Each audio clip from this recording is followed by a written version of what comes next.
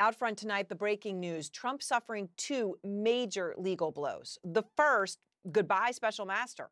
A federal appeals court stopping the special master's review of sensitive documents seized at Trump's home at Mar-a-Lago. And of course, you'll remember, right? It was a few months ago in September when Judge Eileen Cannon, you see her on your screen now, who was appointed by Trump, sided with the former president and appointed a special master, which of course added time. Everything had to be reviewed, stretching this whole process out. The DOJ appealed, saying that that review and all this time would cause irreparable harm to their investigation. And the 11th Circuit Court tonight agreeing, slamming Cannon's decision. And let me just read a part of this here in the ruling. They say the law is clear. We cannot write a rule that allows any subject of a search warrant to block government investigations after the execution of the warrant. Nor can we write a rule that allows only former presidents to do so. Now, I just want to be clear here, going through this, that the judges who wrote this ruling is made up of judges nominated by the former presidents George W. Bush and Donald Trump. So that's the first blow, right, related to Mar-a-Lago. It is significant. The other, though, matters a lot tonight, too. It is regarding another federal criminal investigation, this one into Trump's efforts to overturn the 2020 election. Tonight, a federal judge ordering two attorneys to testify: Pat Cipollone, Trump's former White House counsel, and his deputy Patrick Philbin, to come before the grand jury. It rejects Trump's claims of executive and attorney-client privilege, right? They said, oh, can't do it for those reasons. That was rejected. Now, both lawyers are crucial in the January 6th criminal investigation. There's a lot to get to tonight. I want to begin with Evan Perez in Washington. So, Evan, let's talk about this Mar-a-Lago ruling, right? The special master, right, was so crucial to all of this in September, and now a stunning ruling, right? Significant ruling about the special master. What does it mean? Well, it means that the Justice Department, Aaron, that a Justice Department investigation can continue unfettered because the earlier ruling from the lower court judge, Eileen Cannon, that had essentially acted to impede what the Justice Department was trying to do, which was review these documents, pursue this criminal investigation into the alleged mishandling of classified information. And what the former president was asking was special treatment. That's plain and simple what he was asking for. In the 11th Circuit, again, two judges who were appointed by the former president, and a third one, another Republican appointee. I'll read you just another part of the ruling. It says, the restraint guards against needless judicial intrusion into the course of criminal investigations, a sphere of power committed to the executive branch. And that's one of the things that these judges were particularly focused on during the argument, during the oral arguments just a few days ago. They were particularly concerned about the idea that, what the former president was asking for was essentially something that anyone then could ask for, which is for judges to intervene in an ongoing criminal investigation and try to stop what the Justice Department was doing. And that's exactly also what the judge here in Washington did as well in the other investigation. She basically has said that the former president can't claim executive privilege and attorney-client privilege over some of these discussions that had to do with this criminal investigation of what happened on January 6th. Now, in both cases, Aaron, we expect that the former president, he has the option to appeal. In the 11th Circuit, he can probably go to the Supreme Court.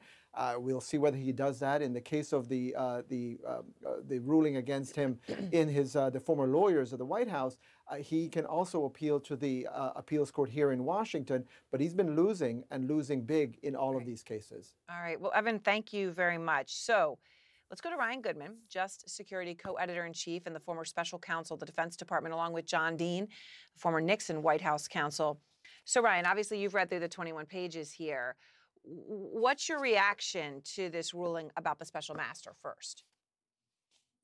So it is a stunning rebuke of the Judge Cannon opinions below, and it's a stunning rebuke of Trump's legal team's arguments on which she based those opinions.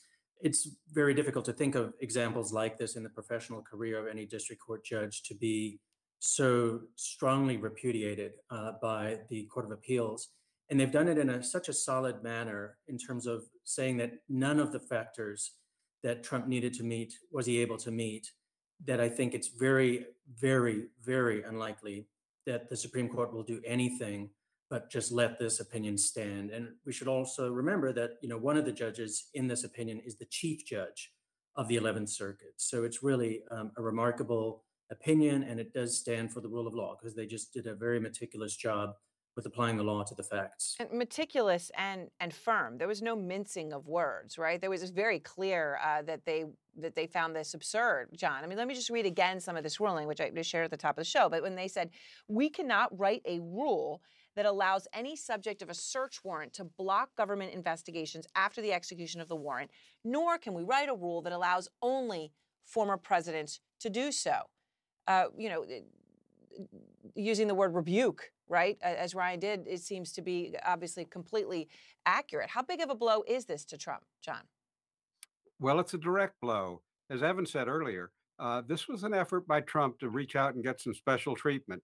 These are judges he appointed. He's got a Supreme Court that he's appointed 3 members of, and he wants special treatment, and he's not getting it. He is being treated like every other citizen before the court, and the court made it very clear that's what they were doing, is treating him like everybody else and not going to change the process just for him. And Ryan, your sources telling CNN Trump's legal team hasn't decided whether to appeal this to the Supreme Court. You've made it clear you think that wouldn't impact it at all. It could drag it out more. But just to be clear, right, the special counsel now oversees both of the investigations we're talking about here, the Mar-a-Lago, where we just got a ruling, obviously, as well as the Department of Justice January 6th investigation. So when it comes to the Mar-a-Lago investigation, if a special counsel indeed is gone, what does this do to the timeline here of a decision on an indictment or anything else from the special counsel, Ryan?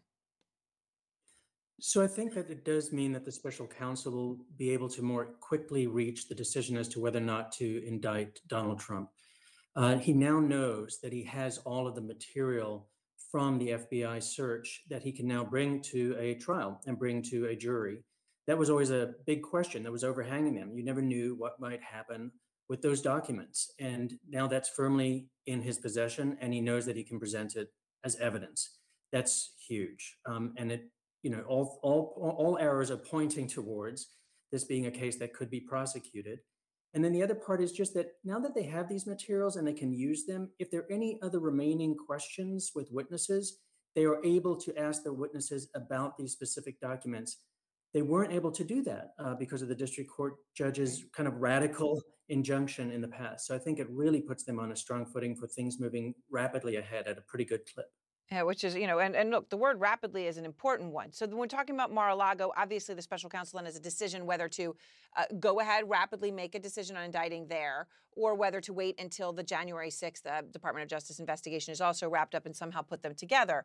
So, John, to that point, the other blow to Trump that I mentioned, right, the federal judge ordering Pat Cipollone, the Trump White House counsel, and his deputy Patrick Philbin to provide additional grand jury testimony in that criminal investigation.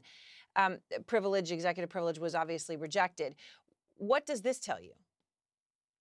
Well, Trump has been up and down this road before. He's tried to have his lawyers invoke executive privilege. He's pressed them to do so. They're not really required to do so, but they did so out of sort of honoring their client's commitment. But it didn't work now. And that's what happened is the grand jury appealed their refusal to testify about certain areas. They're now going to have to open up and tell everything they know. Trump has no executive privilege. If he tries to appeal this, it's not going to go anywhere. He's already done this several times in D.C., and those courts are exhausted with his efforts to block testimony. And Ryan, just to be clear, these two attorneys have already testified. So what does it say to you that they're being called back? I do think that that means that the special counsel is putting together kind of final pieces. These are key witnesses who can tell the special counsel and the grand jury of direct communications with Trump. And we know that they have said that various parts of Trump's plan to overturn the January 6th election were illegal.